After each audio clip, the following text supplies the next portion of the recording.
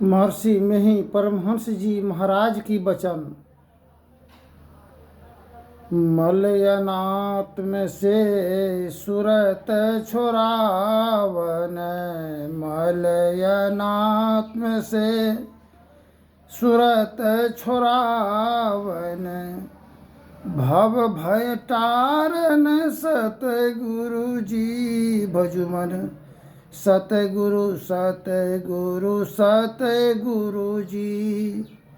ज्ञान विराग विवेक के दानी, ज्ञान विराग विवेक के दानी, परम विज्ञानी सतगुरु जी भजुमन, सतगुरु सतगुरु सतगुरु जी।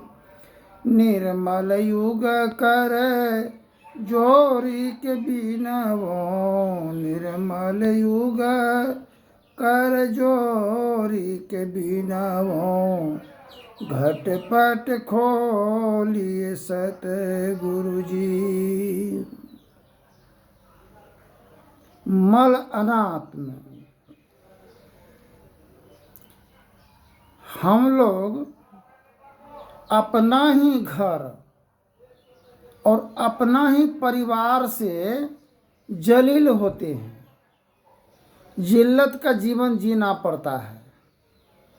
नाना प्रकार की घृणित विचारधाराओं की सामना करना पड़ता है, अनुसरण करना पड़ता है, सुनने को अवसर मिलता है।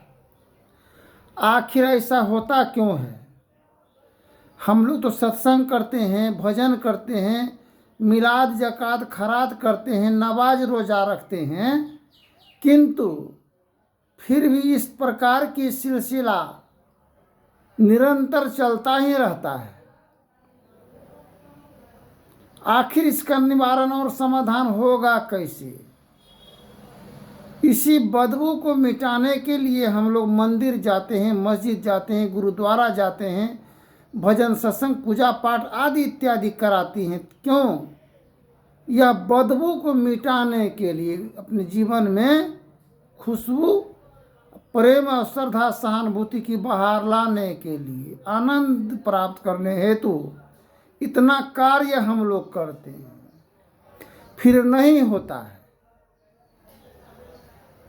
फिर मन मंदिर से भागने लगता है, गुरु से भागने लगता है मन, मस्जिद से भागने लगता है मन। यही मन कहता है कि सब जगह दौड़ बरहा किए, किंतु इसका समाधान निवारण नहीं हुआ। ऐसा प्रतीत होता है कि हमको अंधविश्वास में की ओर बढ़ रहे हैं, दरबर लगा रहे हैं, खोज कर रहे हैं, अंधविश्वास में पड़ा है जीवन। सब कुछ करके लोग थक हार गया। कहीं सत्संग होता है तो देखिए कितना जन सैलाव उमड़ पड़ता है। आवश्यकता जरूरत है तब न, भूख है तभी न राशन किरासन के दुकान में लोग जाएगा। कहीं जलसा होता है तो देखिए जन सैलाव उमड़ पड़ता है, भीड़। आखिर इंसान का, मानव का खोज है क्या?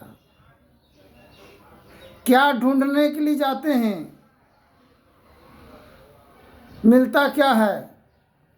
ब्रह्मानंद स्वामी कहे हैं, मोको कहाँ ढूंढो बंधे, मैं हूँ तेरे पास में, ना हूँ मैं कावा काशी, ना हूँ मैं कैलाश में, निज तन में ढूंढो बंदे, मैं हूँ तेरे पास में।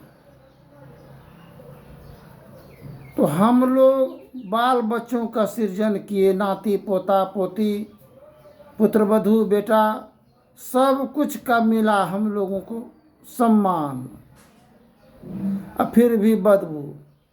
यही आप के हमारे मन अंतर हृदय का, जिस प्रकार लेटरिंग करने के लिए जाते हैं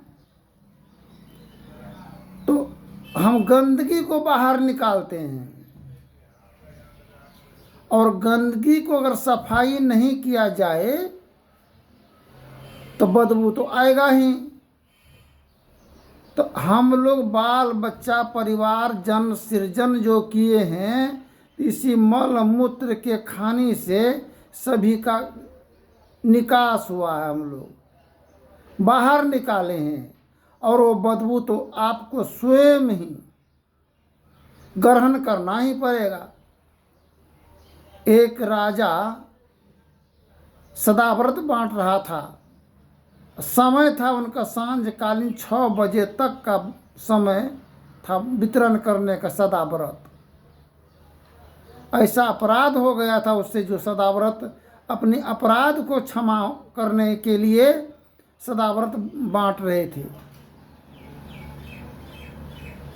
किंतु 6 बज गया। उसी समय में एक व्यक्ति आया, महात्मा, बोला कि देखो राजन, हम भी आए हैं इसी समय में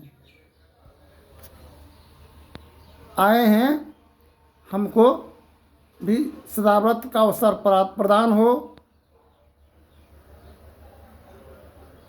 राजा को तकलीफ हो गया, गुस्सा हुआ, क्रोध हो गया मन में।